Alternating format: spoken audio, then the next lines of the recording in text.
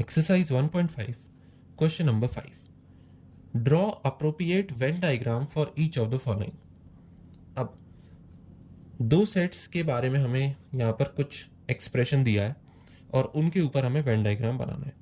तो सबसे पहले मैं दो सेट्स को पहले ही मान लेता हूँ कि इन दो सेट्स के बीच में कुछ ना कुछ इंटरसेक्शन तो होगा। या तो ये केस हो सकता है कि ये दो सेट्स बिल्कुल ही डिसजॉइंट हो, इन दोनों के बीच का कुछ इंटरसेक्शन ही ना हो, या फिर ये केस हो सकता है कि ये दो सेट्स के बीच में कोई इंटरसेक्शन हो। लेकिन एक चीज़ तो गारंटीड है कि इन दोनों सेट्स का कुछ ना कुछ यूनिवर्सल सेट तो होगा ही। तो यहाँ पर यूनिवर्सल सेट को मैं यू से डिनोट कर रहा हूँ और इन दोनों सेट्स को मैं ए और बी से डिनोट कर रहा हूँ। तो हम दोनों के लिए समझते हैं कि ये चारों के वेन डायग्राम कैसे बनेंगे। सबसे पहले ए यूनियन बी का कॉम्प्लीमेंट। ए यूनियन बी यानी ए और बी के एलिमेंट्स कंबाइनली और जो कॉमन एलिमेंट्स है वो सिंगल टाइम आएंगे। तो ए के एलिमेंट्स ये हो जाएंगे और बी के एलिमेंट्स ये हो जाएंगे। इन दोनों में कुछ कॉमन नहीं है तो एलिमेंट्स तो हमेशा सिंगल टाइम ही आएंगे। तो इन दोनों को छोड़कर जितना यूनिवर्सल सेट का पोर्शन है वो होगा ए यूनियन बी का कॉम्प्लीमेंट। तो फर्स्ट के लिए अगर मैं देखूं, अगर इसको मैं मानूं ए स्मॉल ए और इसको मैं मानूं स्मॉल बी, तो फर्स्ट में स्मॉल ए के अकॉर्डिंग देखें तो ए यूनियन बी के कॉम्प्लीमेंट का वेन डायग्राम बनेगा कुछ ऐसा। ये दोनों एम्प्टी रहेंगे क्योंकि इन दोनों के एलिमेंट्स अकाउंट नहीं होंगे, बचा हुआ पोर्शन शेडेड रहेगा। सो दिस इज एक्चुअली ये गलत आ गया, यहाँ पर ये नहीं आएगा, सिर्फ बाहर का पोर्शन ही शेडेड रहेगा।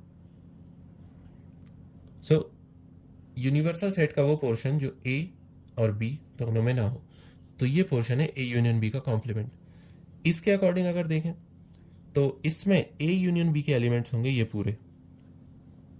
यहाँ पर सिंगल स्ट्रोक है इसके कॉमन पार्ट में भी, तो वो भी सिंगल टाइम यहाँ है। तो ए यूनियन बी के कॉम्प्लीमेंट में यूनिवर्सल सेट के एलिमेंट्स होंगे इन दोनों को छोड़कर।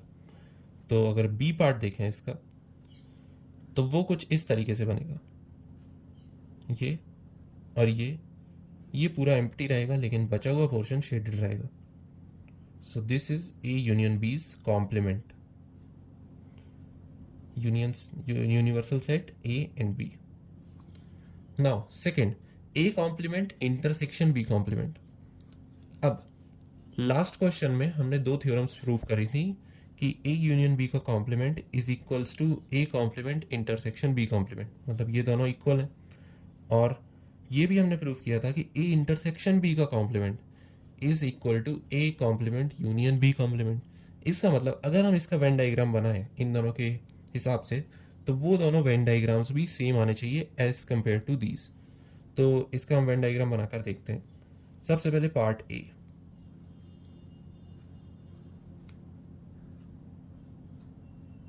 This and this. A complement, A complement यानी यहां का बाहर का part. Intersection B complement, B complement भी मतलब यहां पूरे बाहर का पार्ट। अब अगर दोनों के कॉम्प्लीमेंट में, मतलब ए के कॉम्प्लीमेंट में असल में आ क्या रहा है, मैं यहाँ शॉर्ट में बना के दिखाता हूँ। ए का कॉम्प्लीमेंट इसके हिसाब से क्या होगा, ए का कॉम्प्लीमेंट इसके हिसाब से होगा ये वाला पार्ट, मतलब इसमें बी के एलिमेंट्स भी आएंगे। ये है ए का कॉम्प्लीमेंट और बी का कॉम्प्लीमेंट होगा ये वाला पार्ट, मतलब इसमें ए के एलिमेंट्स भी आएंगे, this this this this this and that. इस बी के कॉम्प्लीमेंट में ए के एलिमेंट्स भी आ रहे हैं, ए के कॉम्प्लीमेंट में बी के एलिमेंट्स भी आ रहे हैं। तो अगर इन दोनों का इंटरसेक्शन लें कॉमन पार्ट, तो कॉमन पार्ट सिर्फ इन दोनों सर्कल्स को छोड़कर बचा हुआ रीजन ही तो होगा। क्योंकि अगर इस सर्कल और इस सर्कल में देखें तो कॉमन कुछ नहीं है, इसके एलिमेंट्स अलग हैं और इस सर्कल के अंदर के एलिमेंट्स अलग हैं। मतलब इसमें तो अंदर के एलिमेंट्स आ रहे हैं लेकिन इसमें अंदर के एलिमेंट्स नहीं आ रहे। सिमिलरली यहाँ पे अंदर के एलिमेंट्स आ रहे हैं, यहाँ पे नहीं आ रहे, लेकिन बाहर के रीजन में सेम नंबर ऑफ एलिमेंट्स हैं और सेम एलिमेंट्स हैं। तो इन दोनों का इंटरसेक्शन सिर्फ वो बाहर का ही रीजन होगा जो बचा हुआ यूनिवर्सल सेट का पार्ट है, except A union B. That is why A union B का whole complement is equals to A complement intersection B complement. These two are the same. और सिमिलरली इसके लिए भी अगर हम देखें तो ए के कॉम्प्लीमेंट में ये पूरे बाहर के एलिमेंट्स आएंगे, बी को इंक्लूड करके इस सर्कल के बाहर के पूरे एलिमेंट्स ए के कॉम्प्लीमेंट में आएंगे। और इस सर्कल के बाहर के पूरे एलिमेंट्स बी के कॉम्प्लीमेंट में आएंगे। तो इन दोनों का अगर हम कॉमन पार्ट लें तो वो अगेन आउटर पोर्शन ही होगा एक्सेप्ट दीज ए यूनियन बीज। तो इसका भी सेम वेन डायग्राम बनेगा। ए यूनियन बी के अलावा बचे हुए सारे एलिमेंट्स जो यूनिवर्सल सेट में है वो होंगे ए के कॉम्प्लीमेंट इंटरसेक्शन बी के कॉम्प्लीमेंट के elements. So these two are equal. Now third, A intersection B whole complement. Third is A intersection B का कॉम्प्लीमेंट। अब अगर मैं इन दोनों सेट्स में देखूं तो इन दोनों का इंटरसेक्शन तो कुछ आ ही नहीं रहा। अगर इन दोनों का इंटरसेक्शन कुछ नहीं आ रहा तो ए इंटरसेक्शन बी को मैं लिख सकता हूं फाई। अब फाई का कॉम्प्लीमेंट, क्योंकि ए इंटरसेक्शन बी का कॉम्प्लीमेंट पूछा है, फाई ए यूनियन बी मतलब दोनों का ही सबसेट होगा। इसका मतलब फाई का भी यूनिवर्सल सेट यू ही होगा। तो अगर फाई का कॉम्प्लीमेंट हम देखें तो इसका मतलब ये होगा फाई के जो एलिमेंट्स हैं उन्हें छोड़कर जितने एलिमेंट्स यूनिवर्सल सेट में है। सो एक्चुअली फाई का कॉम्प्लीमेंट ही यूनिवर्सल सेट होगा, क्योंकि यूनिवर्सल सेट में तो सारे एलिमेंट्स आ जाएंगे और फाई में एक भी एलिमेंट नहीं है। देयरफॉर ये पूरा का पूरा स्क्वायर शेडेड हो जाएगा अगर हम ए इंटरसेक्शन बी के कॉम्प्लीमेंट को फाइंड करें तो इस वाले पार्ट में। तो अगर इसका ए पार्ट में देखूं तो इसमें ए इंटरसेक्शन बी का कॉम्प्लीमेंट ये पूरा स्क्वायर आ जाएगा। यहाँ पर सारे एलिमेंट्स ए इंटरसेक्शन बी के कॉम्प्लीमेंट में आ जाएंगे, ए बी एंड यू। लेकिन अगर इसका बी पार्ट में देखूं तो इसमें इस छोटे से पोर्शन को छोड़कर बचे हुए एलिमेंट्स आएंगे, क्योंकि यहाँ पर इंटरसेक्शन जीरो नहीं है, क्योंकि यहाँ पर इंटरसेक्शन एम्प्टी नहीं है। अगर इसका इंटरसेक्शन में फाइंड करूं which is A intersection B, तो इन दोनों सेट्स में ये बीच का छोटा सा शेडेड पोर्शन इन दोनों का इंटरसेक्शन है। तो इसका कॉम्प्लीमेंट क्या होगा, ये बचा हुआ पूरा square including these half of circles. तो इसके कॉम्प्लीमेंट में एलिमेंट्स आएंगे, ए इंटरसेक्शन बी के कॉम्प्लीमेंट में एलिमेंट्स आएंगे ये वाले जो इस लीफ शेप के बाहर हो, जो इस यूनिवर्सल सेट में इस लीफ के बाहर वाले एलिमेंट्स हो। तो U A and B, this is A intersection B's complement. Now fourth अगर हम देखें A complement union B complement, ये दोनों भी इक्वल होने चाहिए। तो इसमें ए कॉम्प्लीमेंट क्या होगा, ए कॉम्प्लीमेंट बाहर का होगा, और बी कॉम्प्लीमेंट क्या होगा, ये भी बाहर का होगा। ये हमने फाइंड कर लिया था, ए कॉम्प्लीमेंट ये पूरा है, बी कॉम्प्लीमेंट ये पूरा है। अब इन दोनों का यूनियन मतलब इन दोनों के एलिमेंट्स को लेना और जो एलिमेंट्स रिपीट हो रहे हैं उन्हें सिर्फ सिंगल टाइम लेना। तो ये बाहर के एलिमेंट्स पूरे रिपीट हो रहे हैं इन दोनों सर्कल्स को छोड़कर, तो सिर्फ बाहर के एक बार सिंगल टाइम काउंट होंगे। लेकिन इस सर्कल और इस सर्कल में एलिमेंट सिर्फ एक बार आ रहे हैं, वो भी इस सर्कल में। तो इस सर्कल के एलिमेंट्स तो आएंगे ही, लेकिन सिर्फ सिंगल टाइम। मतलब ये सर्कल शेड हो जाएगा।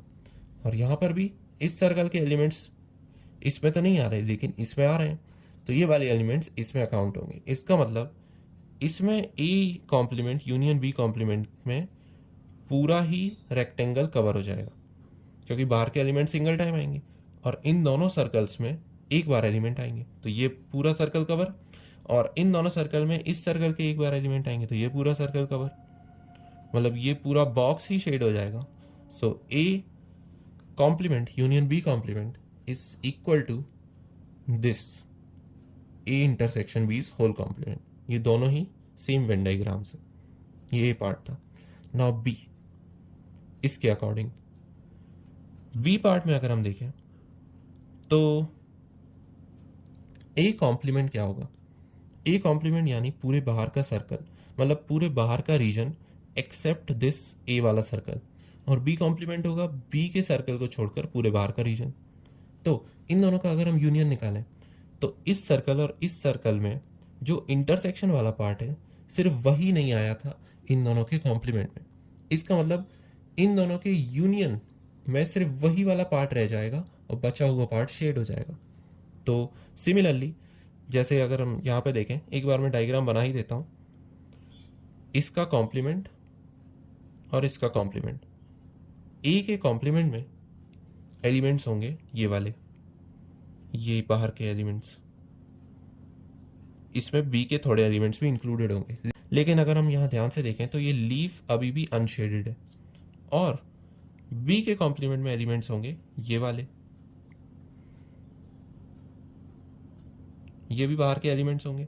लेकिन यहाँ भी हम देख सकते हैं कि ये लीफ अनशेडेड है, इन दोनों ही पोर्शंस में ये लीफ अनशेडेड रह जा रही है।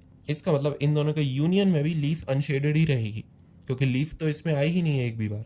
अगर वो एक भी बार आ जाती तो फिर ये पूरा स्क्वायर फिल हो जाता, लेकिन ये एक भी बार नहीं आई तो वो सिर्फ अनशेडेड रहेगी, बचा हुआ पोर्शन शेडेड रहेगा।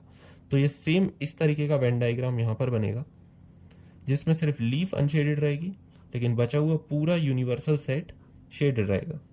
और यही होगा ए का कॉम्प्लीमेंट यूनियन बी का complement, A B and universal set, and these two are also equal. So these all are the Venn diagrams for two cases, अगर सेट्स डिसजॉइंट हो और अगर सेट्स डिसजॉइंट ना हो। तो ये दोनों एक तरीके से हमने इक्वेशन को वेन डायग्राम से ही प्रूव कर दिया। So this is our answer.